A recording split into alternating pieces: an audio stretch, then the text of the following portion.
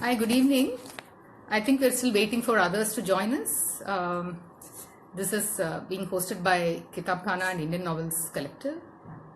Thank you very much. I'm hoping people can follow me and hear me. Yeah, I see some names popping up. Thank you again for being here. We'll start in a short while. Yeah. I think Kitabkhana is having some trouble getting the message across to all their followers.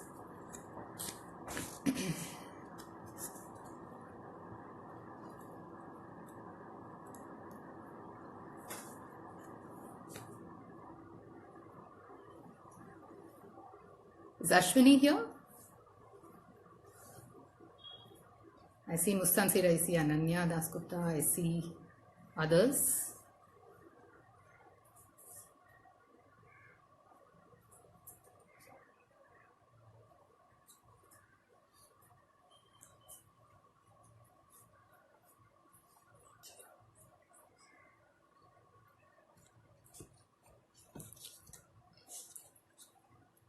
Mansi, please tell me when I can start. Yeah, I'll wait till then.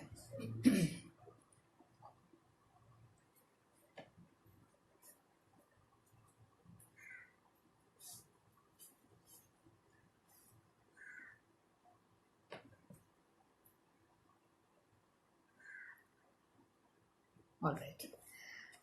I think most people are online now. I see quite a few people have joined. So let me then begin. Once again, good evening and thank you so much for joining me here. This is my first Insta Live event, so I'm quite nervous actually. I've never done this before. But I guess since we're all at home, lockdown mode, or the only thing we can do is to sort of stay home and to share a few things here and there. And the only thing I guess I have to offer is poetry. So I'm doing that today. These are very difficult days for all of us. And I'm really hoping that not just my poetry, but the poetry of all the other wonderful fellow poets who will soon be reading will help us, if even in intangible, small ways. So I'm starting with some happy, well, not really happy poems, but somewhat upbeat poems, let me say. Yeah. Looking for light, sunbirds. Looking for light, sunbirds hop on hopeful, spindly legs. I'm no different. The same distaste of darkness, and at dusk, the same torment of light fading. Often, the only light to be had is desperate and feeble, too deep to access. My body, a vanishing sun from which I must rescue that one sweet ray or remain forever bereft. This next one is called The Happiness of Coals. It's a more recent poem written in November, not in The Unmistakable Presence of Absent Humans, which is my latest collection. It was written after that. The Happiness of Coals. There has not been for a long time a monsoon as beautiful as this one. Windows glimmer as they wait. Birds drink their fill of it. The skies are a runny ink. Every human voice is a lark. The earth is gently open. A long poem on the rains has begun writing itself. Soon it's bolting into the rain like a colt. Too mad for sanity. Too rain happy for sadness. Why be sad? Why be sad then, when you can have the happiness of coals bolting into the rain?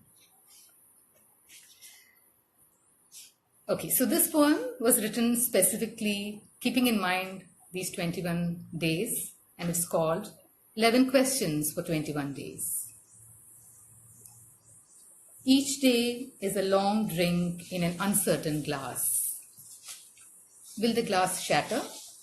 Will the last drop of water spill? Will my legs give? Will the sun rage too unkindly, too early in the year? Will my children grow old before their time? Will I forget how to hug? Will hugs forget me? Will the parakeets lock down their green wings for want of witnessing? Will all laughter stop? Will it? Will it get me? That last trudge through the thirsty desert, my legs on the verge of giving, not an oasis in sight, no, not one drop of poetry. This one is called Picking Locks. Some boxes come to you locked, their keys lost in a mysterious heaven. You mourn their treasures dead to you, plucking courage from thin air. You try picking their locks with whatever you have in hand, your grief, your body even. Sometimes a part of your body gets stuck in a lock you've been trying to pick. There's no way for you to dislodge it. It's now part of the box. You give up these futile efforts, read a self-help book which tells you that the key is to pick your own lock first. You decide to try it. You spend night after thieving night on it. Dawn comes and goes. You're still at it. This is called Because I Never Learned the Names of Trees in Tamil.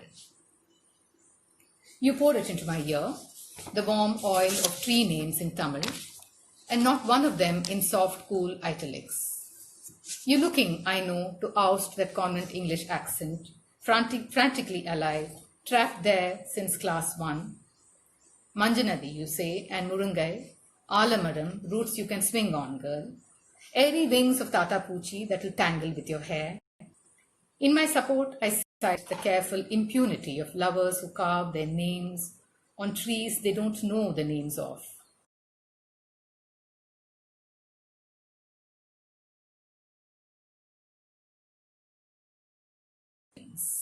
Learns to luxuriate in this unfamiliar oil, acquires a certain sparkle.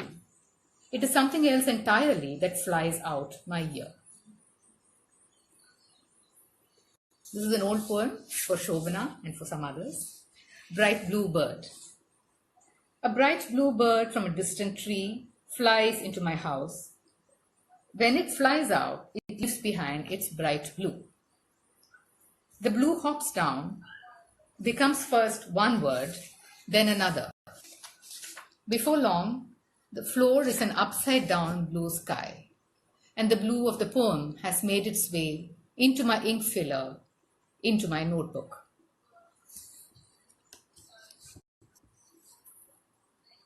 Irumbai Road.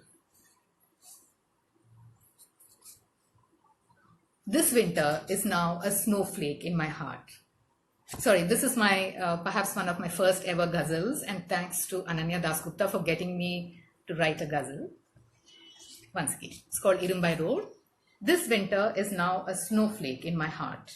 Over my clothes I wear your skin, my heart. On Irumbai Road, canopies hang like snakes. Dust is a crafty road, my newest kin, my heart. On their way home, 5 girls stop to pick berries, bite into their flesh. Joy spreads within my heart. You must write your ghazal, I mine, it's a pact. Do it when the sun is up, my ghazal twin, my heart.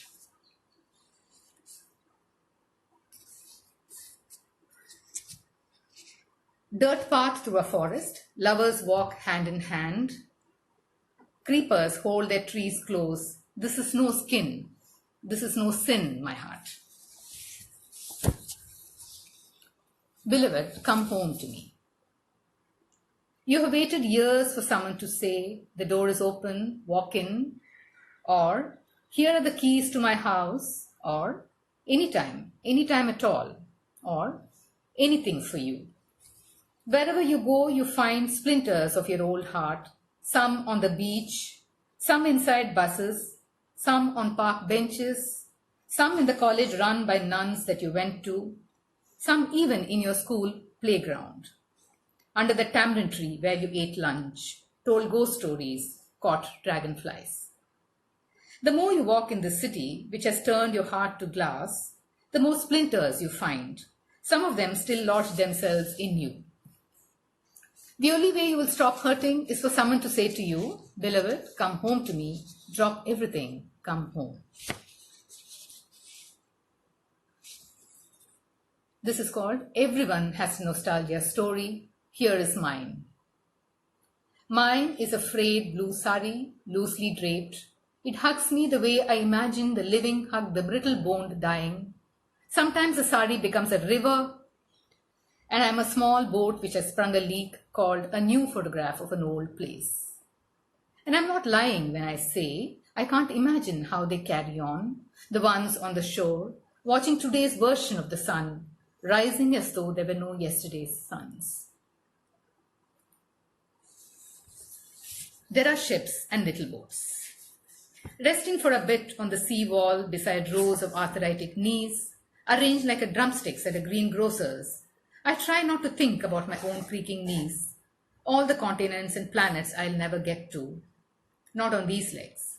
And even though the sea is fluid and mobile, and even though the waves running out to shore are like a classroom of little children, turned unexpectedly loose on the playground, that little wave in my own head goes, "This is it, this is it, this is it, my girl." A graveyard of faces. That morning I woke without a face. I had dropped it sleepwalking at night through a forest of fallen trees. The worms had gotten to all but the ears. In the shop down the road, they had just sold the last human face. "Sorry, madam, we are out of stock," the salesman informed a friend. "In any case, we only do disposables.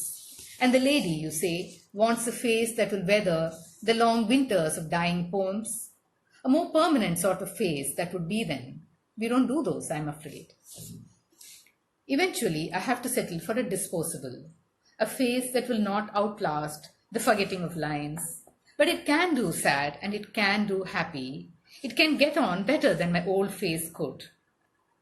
On the first day of every month, I walk to that forest of fallen trees and bury my face in a graveyard filled with my faces. Carefully, I put on a new one, pink and fresh from its plastic case, and despite the absence of worms, despite the absence of interested worms, die again and again and again. This wrote this one. "You're 1,000 years old now, older than all the photographs of yourself that exist in this world.